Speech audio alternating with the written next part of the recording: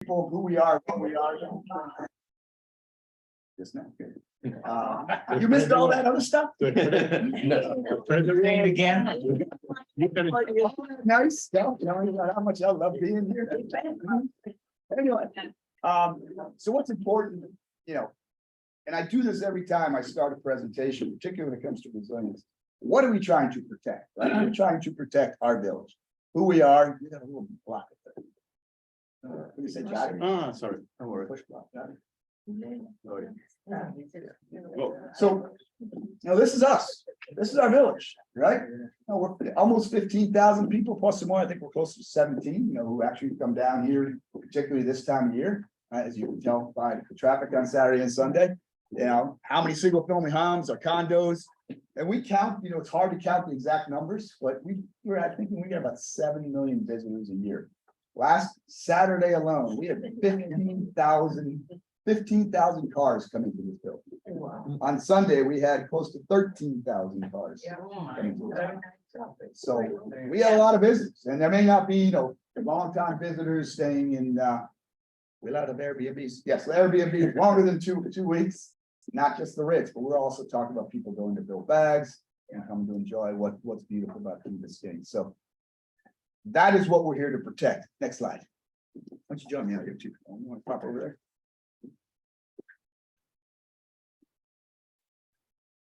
So we've come up with with all good campaigns, you got to come up with a marketing logo and branding. And so we are calling it Elevating Our Island Paradise.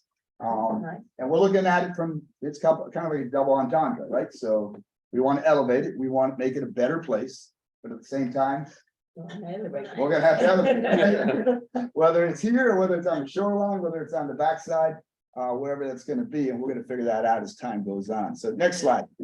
So now we're going to start getting into, you know, who we are, what we're going to protect, how we're going to brand it. But we're going to walk through here. And I'm going to let Roland walk through our threats and vulnerabilities. Why don't you jump out here and tell us. Better, good one. What's that? No, that he brought it. Oh, Yeah. So, I mean, what's the construct that's ultimately driving this program are threats, vulnerabilities, and risks. At the end of the day, our threats are things that we can't fundamentally control. We can't control nature. We can't control the intensity of the rains. We can't control the intensity and frequency of the storms. We can't control the fact that sea level is rising. We can't control the fact that groundwater is rising. But these threats are absolutely real and undeniable, and they shed light on specific vulnerabilities that our community may have. The fact that we're a low-lying barrier island is a clear vulnerability. The fact that we have an aged, disconnected stormwater system is a clear vulnerability. The fact that we have exposed infrastructure like electrical power lines that regularly can get taken down by tree limbs and winds are vulnerability. We can address those vulnerabilities. When you put vulnerabilities and threats together, you get risks, okay? High vulnerability with a significant threat gives you high risk. So our jobs really, as we implement this program and we structure this infrastructure and adaptation program, is to essentially address our vulnerabilities to then ultimately lower our risks. You know, risks to the community, risks to our quality of life, risk to our economy. Next slide. And the fact of the matter is, if we don't address these vulnerabilities, it's only going to get worse because the environmental conditions are just getting worse. Before you jump, go back to the slide. I want to make sure that they look at that left Yeah, side. yeah. So what's really important to that left side over there, that's what we're obviously trying to avoid. But if you go back to that, go back to the first slide. That's what the first slide's all about, right? That's Key Biscayne. You know, if we start to lose the value of our property, we lose the ability to insure our property. That could be a downward spiral, and we don't want to get to that tipping point. And so it's really important that we pay attention to this every single day, that we get the investment, not just financially, but also skills and manpower. So that thing on the left is really what drives Roland and me every single day, making sure that we address what's in the middle, vulnerabilities, which is what we can do in the infrastructure part, to reduce what's on the left, which is our risk. You want to flip through, you want to go to the commitment? Next. Yeah, I mean, simply, I've said this before, this is our commitment to you all, we are committed to do this. We'll do it through manpower, we'll do it through money, we'll do it through expertise, we'll do it through partnerships, because I tell you what. Little Key Biscayne will not do this by ourselves. We need our county partners, we need our state partners, we need our federal partners. And we definitely need our industry partners, because that's where the expertise comes from. So that's our commitment to you, is that we will take every possible resource that's out there to make sure that we address those vulnerabilities. Talk about the new plan. Yeah. So we, and to basically address meeting our commitment to you guys, we've assembled a really strong internal team within the village. Myself, Steve, Jake Osmond, the Director of Public Works, Jeremy as well, Colleen as well, all people that you will be getting to know. But equally important is we put together an external team. This external team is going to be an extension of our staff, because this is a super ambitious program, and they're going to help us work our way through the next 10, 15 years of infrastructure upgrade that we're facing. There are going to be our program managers and our construction managers, and working together with them, we put together a strategy that ultimately is oriented around these various commitments to you. Commitment to protect our way of life, minimize disruption through this massive program, preserve the environment to the best of our abilities as we live in the environment and invariably impact the environment, bring together the best talents and practices that we can. And that's part of the reason why we brought on this really reputable national and international team that has done this type of heavy lifting in other places around the country and around the world, and ultimately include all of the community in the process. Because at the end of the day, this is really all about you, and we're here to serve you, to make your community better. Lastly, we got to maximize the funds that we can bring to the table from outside, because this is not going to be a cheap or easy proposition. This team has been working with us to put together a strategy that we're going to start distributing for people to start educating themselves on the program. But now we're also working with them very diligently to develop what's called an integration and implementation plan, which is fundamentally the roadmap that we're going to be using to get from point A to point Z. And it's going to be a complicated road to travel with a lot of interdependencies and a lot of things that need to be sequenced, coordinated, prioritized, scheduled, funded. That's what we're working on now. We're sort of at a point where we're kind of building the plane and taking it off sort of simultaneously, because a lot of things before I got here and before Steve got here were things that were put in motion, but now have to all be sort of brought together in a very coordinated manner. And that's kind of the point that we're at now. And we'll explain that a little bit further. And you actually got a sneak peek today. Want questions now, or? Yes. Let me tell you one thing quick before you go there. So you got a sneak peek today on that one. We're gonna do the actual launch on April 6th, and you guys got a sneak peek. That's right. What do you mean? Yeah. But there's a lot more behind that picture. It'll also be in the Islander next week, so. They got it first, so they got it first. You should. Yes. Hold on, one question. As you talk to your partners, that they've done this, is there a model concept of another community where this has been done successfully? Well, cities around the country are undertaking the effort. I mean, there's a lot going out on the West Coast in California. There's a lot going on in the Northeast in New York. There's even a lot going on right here in South Florida, in Miami Beach. So they bring sort of like a collective knowledge to the table that can then be brought to bear. But at the end of the day, there isn't really a model community, because communities like estuaries, my background is in estuarine science, estuaries being coastal systems like Biscayne Bay and Caloosahatchee River and St. Lucie River, are very unique in their own ways. They have their own weaknesses, they have their own strengths, they have their own characteristics. So you can't really approach it as there's this model out there that we can apply, kind of like a cookbook, and that's what makes it really challenging. So you really got to bring the best and the brightest to the table who've had sort of like experience from a little bit everywhere. And we've looked at, obviously New Orleans went through Katrina, so a lot of things that came after Katrina were great lessons learned. And interesting, we just had a group of fourth-year architecture students from Louisiana State University that we did a talk to just on Wednesday, that were here looking to us to see sort of what we're doing and what they can learn from us. Similarly, Wagner and Ball, which is a Louisiana-based firm that is on the team that we brought on board, including Moffitt and Nickel and others. They're from Louisiana with a tremendous amount of experience that they've gained from going through Katrina that they're bringing to the table for us. So there's this constant back and forth and exchange of information, so long as you put together the right team.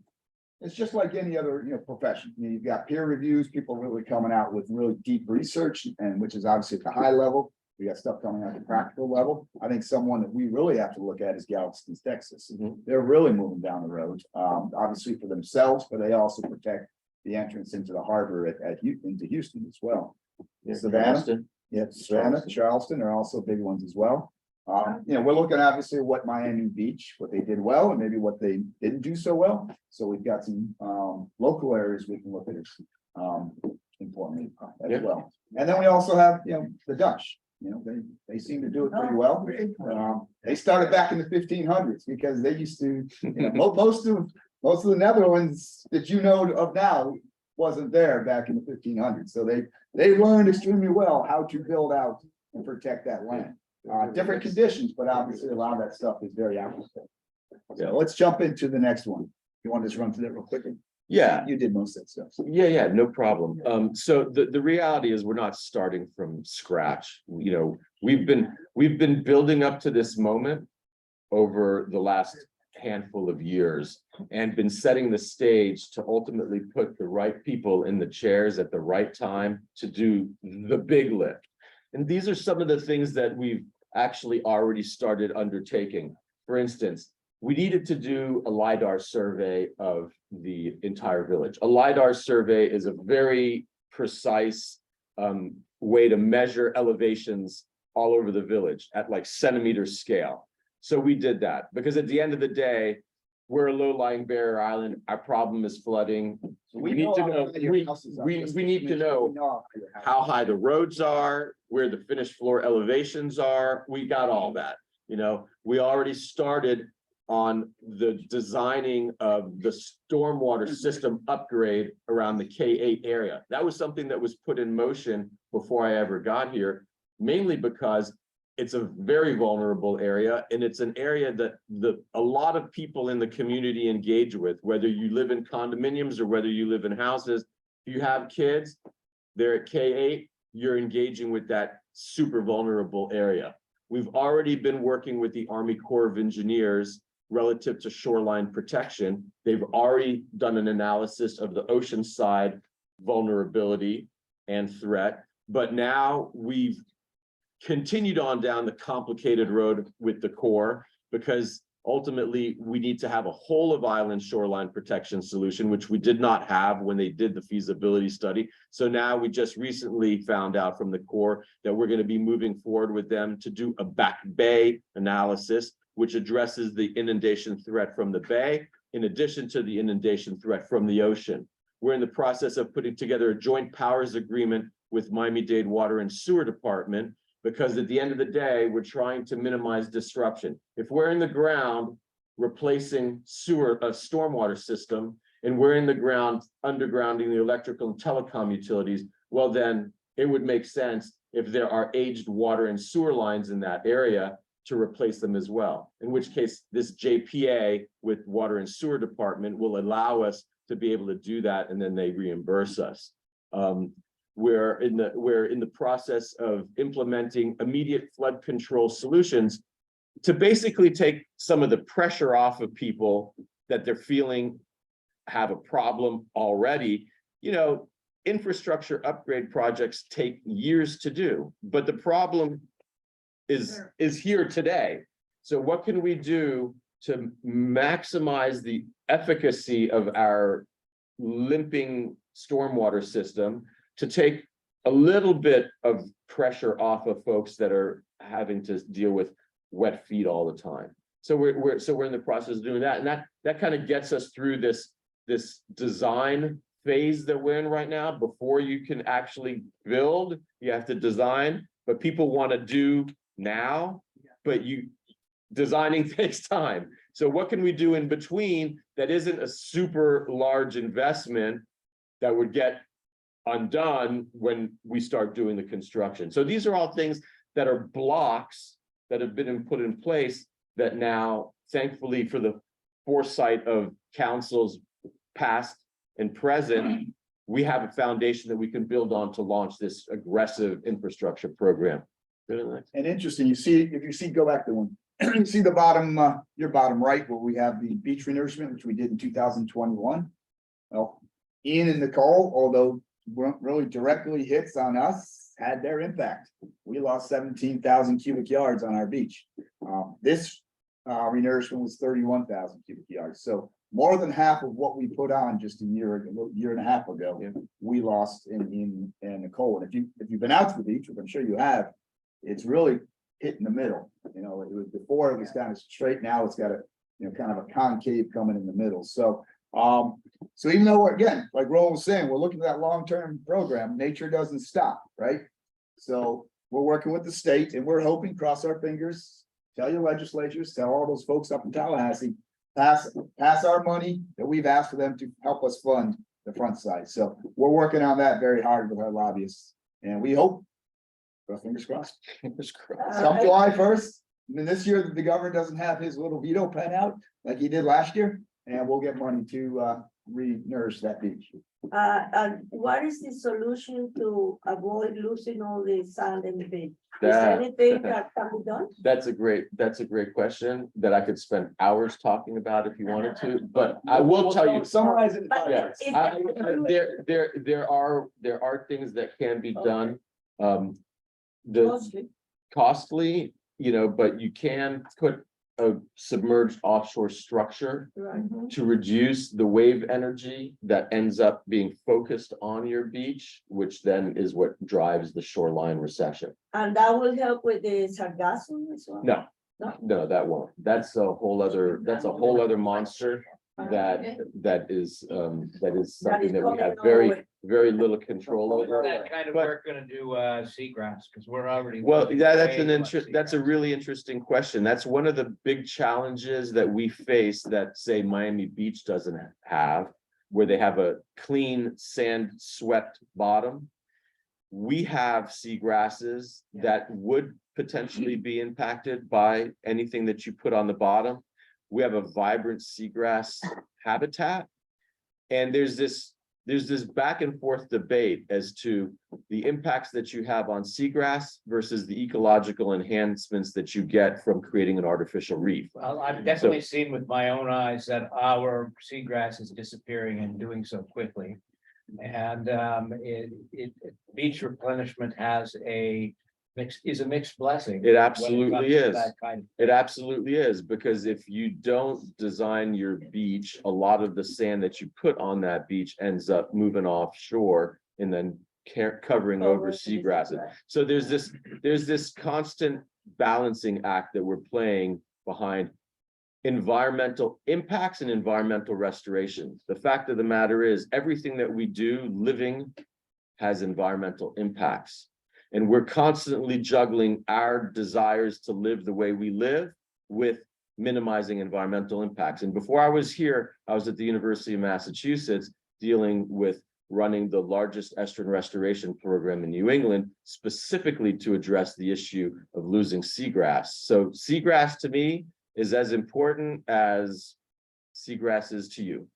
I've lived And my the life manatees. and the manatees and all those things that we enjoy that are what make being in the ocean environment an enjoyable experience. But it's a constant juggling act. And the reality is you might have some impact, but you can also mitigate for those impacts. And you have an impact, but again, you're creating an artificial reef. So there's that also. And so we're constantly playing this juggling act.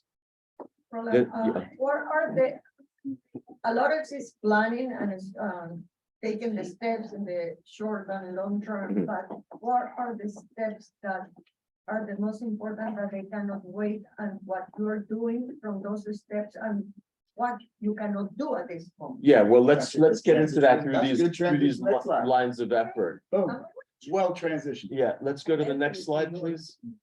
There you go. So the core of this resilience program really is 5 lines of effort. 5 lines of effort basically address the threats and vulnerabilities that are most significant to our community as a low-lying barrier island. The first line of effort deals with shoreline protection.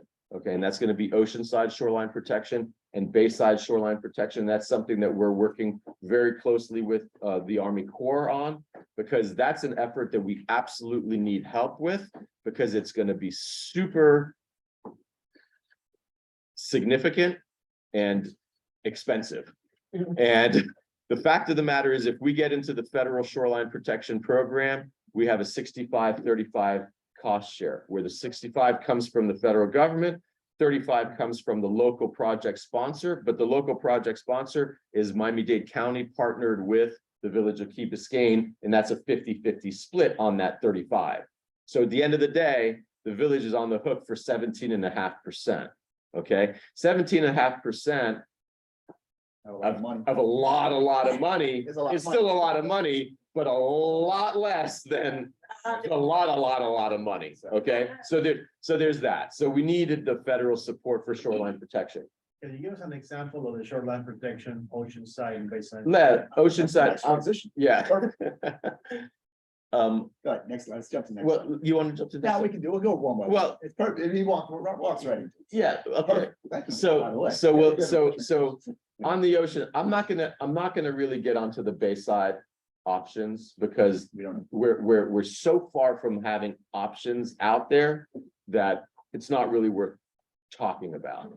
But on the ocean side, I can most definitely tell you that the Corps, having done their analysis of the environmental conditions, the threats, the damages and whatnot from those threats, came up with a selected plan. And that selected plan involved beach renourishments at a relatively regular interval over the next 50 years.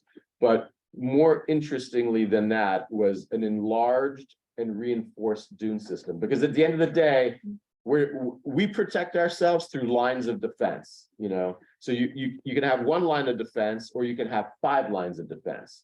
In my mind, on the ocean side, your first line of defense is a reef.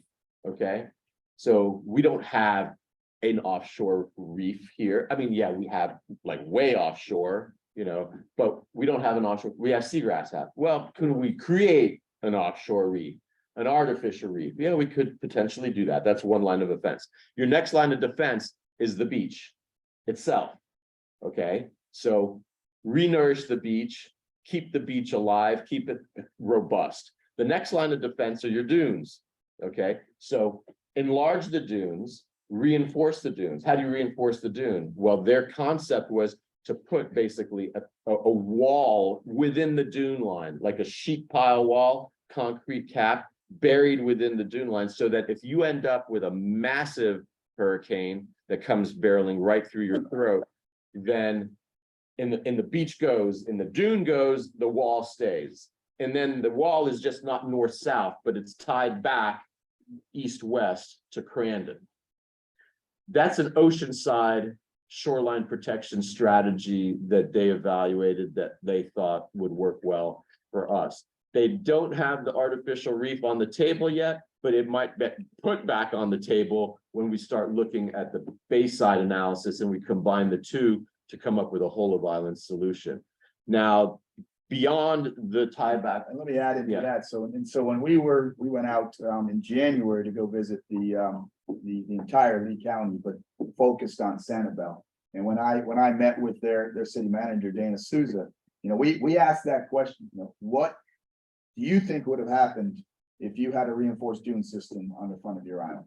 And he says, well, we faced it was mostly 14-foot storm surge. Some cases been at 18 for a period. But basically, what they saw, which is almost the entire island was run through of water, probably this high. And also, and actually into some second stories, so even higher than I can reach. It would have significantly changed what happened to Sanibel. Obviously, water would have come through, but it would have been blocked, and then what you would have had is the toppling of the water. But slowed down, just like Roland is saying, slowed down by that wall system and would have been over the top. So something like this will work. Obviously, if we get the offshore reef, that would actually work even better. So that wall really will protect the buildings a lot. Yes. You Yeah. have it on the. I mean, if you were to lose the dunes, that wall would remain and be protected. Is that on the table, the wall? Oh, Yeah. yeah, that is on the table. Yeah, I think it's like having a seawall, but hidden with. the- Yeah, so the question then becomes what happens west of Crandon, and that's the Bayside component that now we're in the process of evaluating. I don't know how far you've gone on this, but as a practical question, the residents in the buildings need to get out onto the beach. Yes. That puts holes in the dune No, system. there will be no holes in the dune system. There's gonna be a full Walkovers. contiguous beach because We'll just have. anywhere we're gonna get us, water will go. Yeah. So we'll have to go over with some sort And of. in system. north of here, up coast, the dunes don't have cut throughs. The way we have down here, where you could have a little path that cuts through the dunes. So you're So- seeing maybe a 6-foot incline to get over to the beach? It probably steps or ramps to get over the dune system and then Okay. back onto Yeah. the beach. And you've seen it before, when you're at beaches, you've seen kind of those wooden walkways that go up and over. Key Colony is in front of Key Colony, used to be a seawall and not. Yeah, in- I they remember didn't beach. as a Yeah. kid. And that's a piece of the beach that it has been protected a lot because Yeah. of that seawall underneath. Yeah. But They that- go way back. There, Yeah. That's on the table in the near future or no, well, nothing with the core is in the near future. I'm just telling you. 5 years? Yeah, so let's kind of give Yeah. a timeline. So we just found out on Monday, we found out Monday officially on Tuesday that we are part of the Corps of Engineers feasibility study. Which is both the front side and the back side. That is a 3-year study, so we're gonna kick it off sometime this summer. So what are we in 2023? Mhm. That study will be done in 2026. Once that study comes out, we select what is the solution, and obviously that'll be a very much community feedback process. In fact, Roland and I, right after this, are going over to the port where Miami-Dade County is going through their back-based study. So they have a 3-day charrette with the community where everyone's providing input. So we'll do the same thing here. So 3-year process, then they go into something that's called pre-construction engineering design. I would guess for something that not too hard in the front side reinforced dune system. I could probably even design it, although not sure I really want that. Whatever we're gonna do on the backside, that's gonna be very complex. So, maybe we'll do the project separately. We don't know yet because we're just starting. I would probably suggest we do the front side in one project, backside in the other one. So, these things don't come quickly when you're doing major hundreds of $1 million in infrastructure investment. So let's Think just ye- keep working think with this, keeping years. forward. Yeah, years. Yeah. 10 years. 10 years is about the right.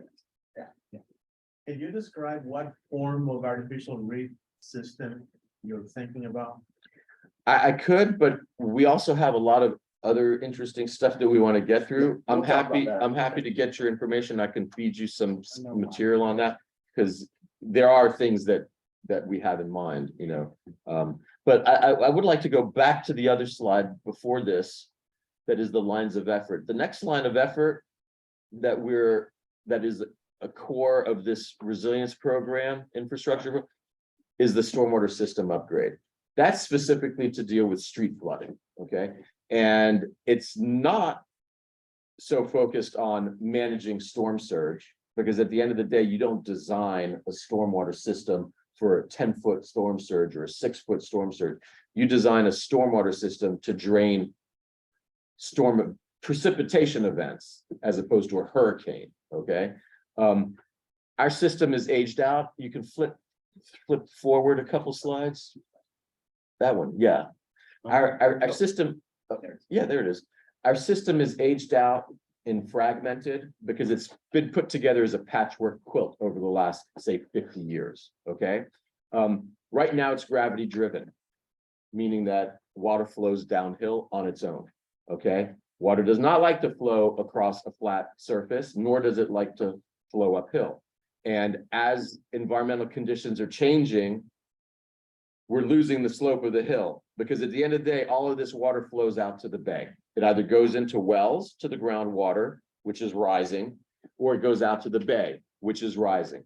So you're essentially losing the slope of the hill. So we can't rely on gravity anymore. So if you got to get water moved across a flat surface or uphill, you got to pump it. Just like you got to kick a ball for it to go uphill, you got to pump water to go uphill. And so we're in the process of redesigning the stormwater system. We had a stormwater system update, master plan update done in 2015 that identified 2 tiers of recommendations. The first tier of recommendations were backflow preventers on all the outfalls to prevent the bay from being able to push up into the pipes and surcharge the pipes, okay? The other set of tier recommendations were these tier 2 recommendations that were fundamentally big capital intensive improvements that took some years for the council to digest and be able to start committing to tackling. In 2019, they brought AECOM on board to start tackling how are we going to do these capital improvements, heavy capital improvements on the stormwater system. They came on board. The initial focus was on K8 because of the vulnerability of K8 and the community's engagement with K8. And just for that kind of reference of what K8 is, it's almost this slice going straight back this way. Yeah, it's this, Oh, right? you- oh, It's you- this. I would give you a reference in terms of real life. He's putting you on the map. But Yeah.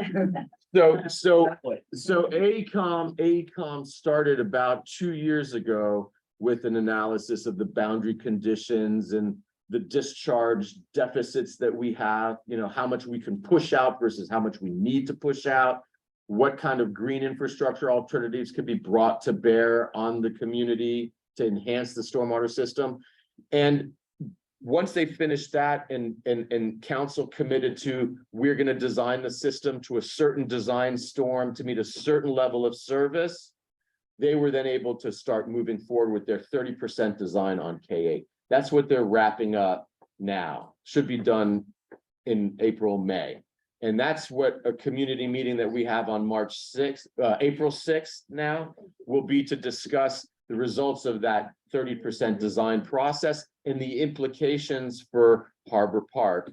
Because at the end of the day, Harbor Park was a couple parcels that were purchased to create open space and pervious area, but then also to support resilience and strengthen the stormwater system. So the blue one, that's what, the K8 cover? Yeah, this figure actually shows inundation in 2040 as a result of a certain sea level rise projection. What is it, 2050, and K8 is this area in here. So if the threat's real, you know, this is if we did nothing and the projections, we pick a projection and you do nothing, that's what you end up with. So Let me see my house. inaction is not an option, you know? So that's kind of where we're at right now. But at the end of the day, while we're focused on K8, we're looking at the entire system. So they're moving forward with their design on K8, but they're looking at the entire system, and we'll have the results of their alternative discharge analysis for the entire village, probably around September. And that starts giving you an idea as to the magnitude of the upgrade across the entire village and the cost of that upgrade. And then you can start putting K8 and other zones into the context of the bigger plan for stormwater systems. So what are we gonna- Plan to pump out into the ocean or down into the aquifer? Well, we're not going to really be able to pump into the aquifer. The reality is, if we do that, it's going to mound up. You know, you can't pump water into the groundwater system without mounding that water table. And what would happen, because we have such a small unsaturated zone, is the mound then comes above land surface, and you're creating flooding for yourself by virtue of the fact that you're pumping water down and it's mounding up. So we've got to really focus on the outfalls, which then makes an extra burden on us to deal with stormwater quality, which is one of the reasons why we have a pilot going on right now to try out some different filtration approaches to then how do we make our water good enough that you can put it into an aquatic preserve and not have an environmental impact. I mean, this is a tricky balancing act, guys. I mean, And- you know. And the state has actually picked us for two, the one he's talking about, the test pilots are for is putting materials inside our system. They've also given us Yeah, funding the to green do a infrastructure. green infrastructure project. So how do we build our swales using more green infrastructure to And- filter out the yeah. water before it even goes in? And again, it's lines of defense. So you have lines of defense, shoreline lines of defense, but you also have lines of defense with stormwater systems. So for instance, with water quality, you get, okay, let's keep the streets clean for the first, right off the bat. Keep the streets clean. Okay, next thing, put filter grates so that stuff can't get. I'm gonna have to get this guy under control, because I know you guys gotta go to work Okay. tonight, because this guy could talk all day and he'll give you that time, which is what I love about him. Let's go back. Speed up. So the third line, A question. yeah. So you have to install pumps all throughout. Oh, yeah, yes, we are, yes. There will be Okay. There will be Yeah, pumps. it will be pumps, okay. Yeah, the third line of defense is actually roadway improvements. Okay, roadway improvements, roadways are part of the stormwater system. Okay, and so not only are they part of the stormwater system, but when you cut into a roadway to replace the stuff that's in the road, you got to rebuild it. And when you rebuild it, you got to start thinking about, well, do we rebuild it exactly the same way? Or do we pitch it differently? Do we use our rights of way differently? Do we use our rights of way for storage?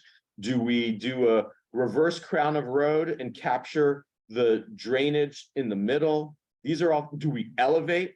Now in K8, interestingly enough, we did analysis of the elevations across the entire area, and we compared it to what we anticipated the water levels to be under a certain design storm.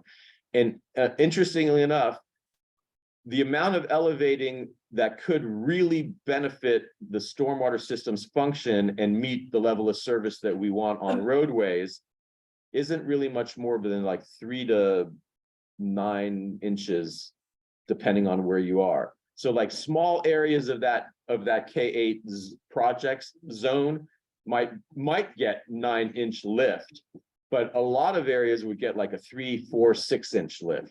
And it's the sort of thing that you can kind of do incrementally. So you don't really have to lift 9 inches all at once.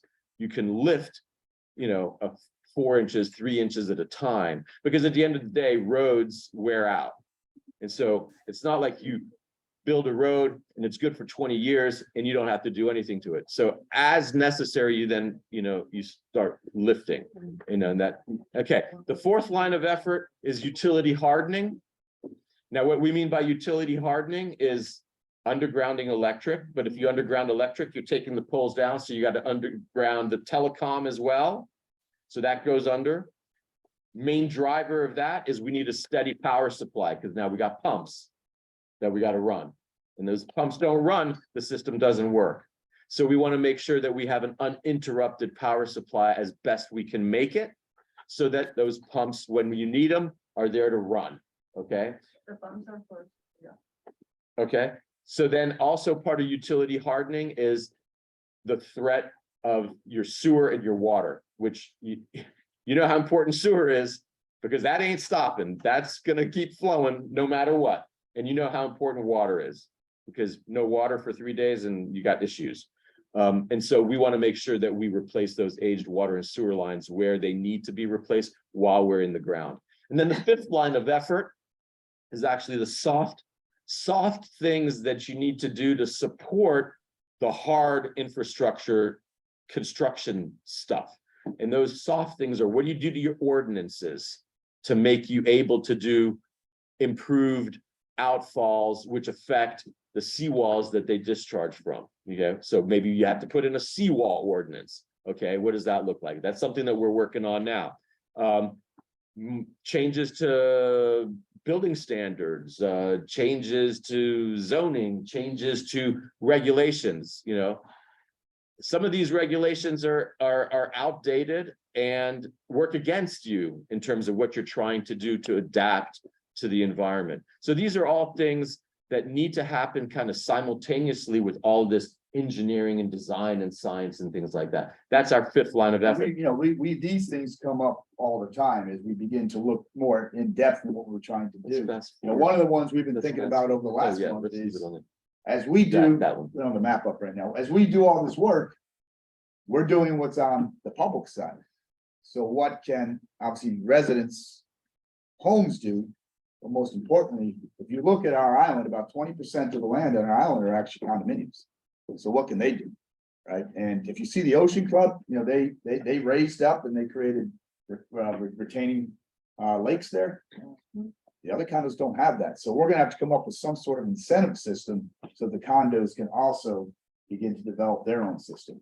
What we don't want to do is, we're here, we're high and dry, and then their water overflows into us. So Yeah. that's something we have to think through, and that's very complex. We've just thought of that. How we solve that, more to follow on that. Yeah, just to wrap up, because we really are up against the time. Ultimately, we're trying to dig once. Okay, this is a really complicated effort. These are the various components that we just talked about, all of which come together through this program management and construction management team that we've assembled that is an extension of our staff, because at the end of the day, we still have to run this village. And our staff is Steve, myself, Jake, Jeremy, Colleen. That's okay, that's what you got. And to run this type of program over the next 10, 15 years is going to take a lot more than just us, because at the end of the day, we also have to keep things moving and grooving and happy and running today. So you put it all together with the construction management team, you pick specific delivery methods for how you're going to build it, design, bid, build, progressive design, build, whatever, it doesn't matter. But you do it in zones. We can't shut down the entire village for 3 years, have everybody move out and then build it and you all come back and everything's good. Yeah, move to Sanibel for 5 years, come back, you'll be all set. So we're taking a zoned approach, break the entire village up into zones, and each zone will be intensively upgraded, but with everything. And that's what makes it difficult. But at this scale, doable. If we tried to do it at a larger scale, it would be kind of impossible. And that's why it's not typically done. But we're in a unique situation that we have the scale that supports this kind of ambitious approach. Next slide. Ultimately, we get to an end state. An end state is a resilient village that provides a host of benefits to you as the residents of the village and enables us to proceed 20, 30 years on down the road with a vibrant community, a vibrant economy, a pleasant place to live, a pleasant place to raise your families, and that's the big return on the investment. Is it the last time you'll ever make this investment? No. It buys you time. It moves the ball down the field 20, 30 years. But at the end of the day, the infrastructure that we build now is going to age. Environmental conditions will continue to change. And it'll be the responsibility of the people that come after us with all of that they've learned over the next 30 years and all of their talents to then make the decisions for the people that live here 30 years from now as to what to do next and how to do it. Now, almost to wrap up, the $100 million question. After we have this beautiful island that we can all live happily ever after, how do we get in and out? We'll take other questions. Right now we're talking so we can talk about that if people want to stay. So we're gonna wrap this up, and you can tell, you can hear it in this man's voice and how passionate he is on doing this thing. It's a pleasure for me to have such talent like him, Jake, Colleen, and Jeremy, and others. It's a team. But I tell you what, we couldn't do it without the team we have assembled. So we are at the right time in the right place. And, you know, where does it get us? If this is our goal right here. This is where we want to be. Flooding reduced. Reduced. Never gonna go away, right, guys? Yeah. Rain comes. Will you yeah, take a question from the audience? Well, right at the end. Yes. Whoever started. Yes, Protect- I have You told- I have two very quick questions for you. The first All right, is that, enhanced quality of life, but we'll let him talk. Go ahead, Go ahead. Michael. the first question is that I know you have long-term plans, which is wonderful, but as you know, construction's continuing today. Is there any lessons that you learned from Sanibel or where have you that would impact upon the building code today? And my Yes. and my second question along the same lines is that, you know, I like probably most of us get swamped with calls about solar power and things. Is there any way that you can look at that as an alternative to help out the people on the island if the electrical structure goes down? Let me take the first one, I'll let Roland take the second one. So what I hear you say is, what did we learn from Sanibel? And I'll say it's bigger than Sanibel because it's really a much larger swath. The Florida Building Code works. Because Fort Myers Beach, very few of the buildings there were built to the Florida Building Code. And they're either all gone or will have to be torn down once they get rid of all the debris. What's interesting is you go there and they were building a Margaritaville. And it was still under construction. And it is standing there, obviously not perfect, but standing sturdy, standing as it should be because of the new things that we did on the Florida Building Code. So it works. And I think that's important that we enforce building code standards. What else do we learn from Sanibel? If you don't protect where the water is coming from, which in this case, it came from the front, they did not have that much of a back bay surge. You will also be run over with water. Same thing on Fort Myers Beach. So we have to do something to our beach and our shoreline. As far as the solar is concerned, right now we're in the process of putting together a solar ready ordinance. Essentially, what that means is for new construction, we're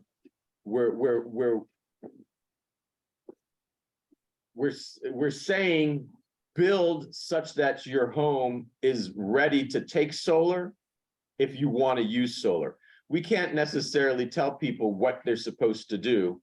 No one likes government telling them what to do. Okay, but we can say, look, if you're going to build a house, build it in a manner that if you choose to do solar, you can do so easily and quickly without having to go through a whole redesign process to include solar into your home.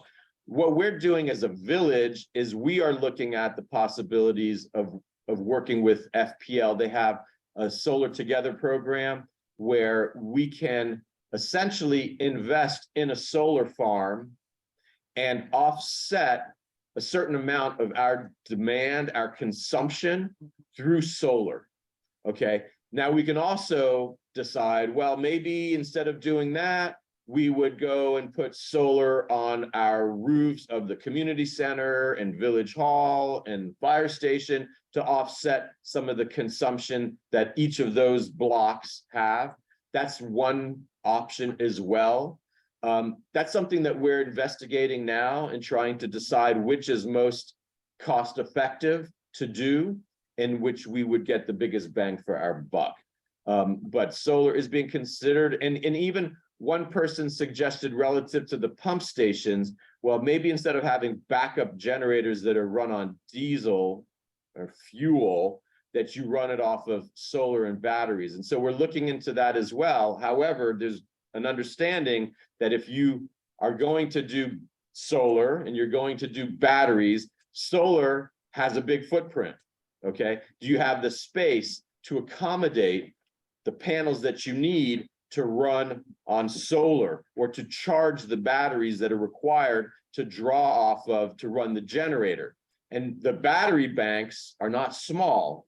So are you willing to accept the footprint of a battery bank and the solar panels to run the generator as opposed to a more conventional way of running the pumps. So these are all trade-offs, but they're being considered, and where appropriate, they might be used.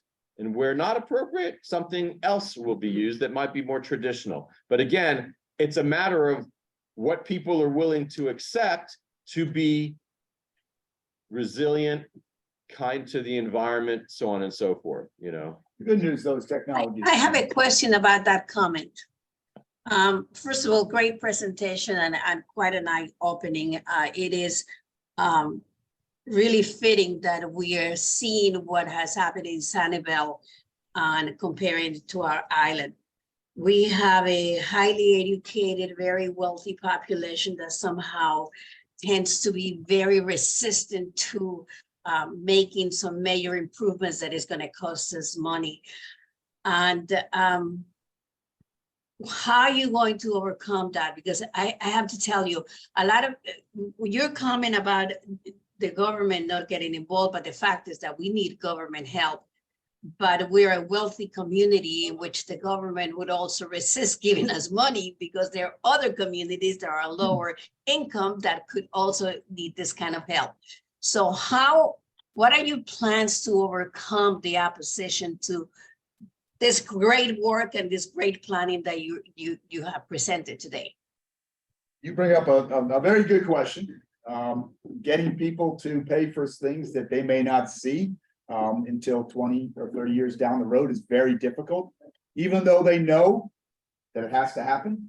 You know, it's hard for people to swallow that pill. So that's our job to make the sell of why it's important. If you go back 2 years, the village did step forward and they did approve a general obligation bond for $100 million. So that is a part of what we're using. We are very aggressively going after grants. Within just the last year, we've got approximately $3 million of grants from mostly from the state of Florida, but some from the federal government. We're also pursuing what they call state revolving fund loans. And what they can do with the state, because they have such a large pot of money, so to speak, and it's also a revolving fund that people just keep paying back into it, their interest rate is very low, much lower than we can get with our general obligation bond. So we basically get the money, we borrow it, we pay back into the system, someone else gets the money and they pay back into the system. So we're looking at that as well. We talked about the approval to get into the Corps of Engineers shoreline protection. The study is a 50-50 program. Federal's going to pay 50, local's going to pay 50. We have an agreement with the county, so we're going to have to pay 25. So again, we're cutting 75% off of it.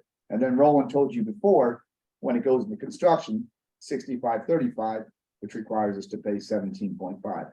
Not a small amount of money, but much less. And so that's one of the things that I'm pushing is how do we pay for this thing? Obviously, we're going to have to pay as a village, and we've got to pay our own way. But at the same time, we're doing everything we can to get external funding. And you can count that we will continue to push that at least for as long as I'm here. And I'm hoping I'm here when we get this done in 50 years. I'm hoping I'm still alive. That'd be great. 'Cause I'll be over 100 years old if I'm still here. In 50 years. That'd be great. What you don't know about your manager is a joker also. I'm here. He's got a good sense of humor. Hey, if you can't laugh and have fun doing it, man, High expectations. you know. I'm going 100%. So that's our story, and this is what we're sticking to Yeah. Until it changes. So. until it's. It's a shame that we don't have much time because I think this is so interesting. So we hope you will come back and give us the second. The update. We will give Come you. out on April 6th. Come out on Yeah. April 6th. And it's now your responsibilities to start getting the word out and encouraging people to come to the community meetings, to engage, to learn, and not just passively enjoy, you know. Most of us are usually part of the 30 people. If you have an answer. That's right. And So we'll open up for questions if you have time. If not, obviously. we're any available other afterwards. questions? I know we've taken a lot of your time. Yeah, So. okay. We have then, we're closing with the forward test. Mayra, can you do the forward test? Sure. Okay, Before we thank you. check on the things we think, say, and do. Third of all concerned. Third was build goodwill and better friendships. Fourth is beneficial talk. You guys have added a fifth, huh? It'll be fun. I like that. I like that. Like added fifth. Yeah, we are at the fifth.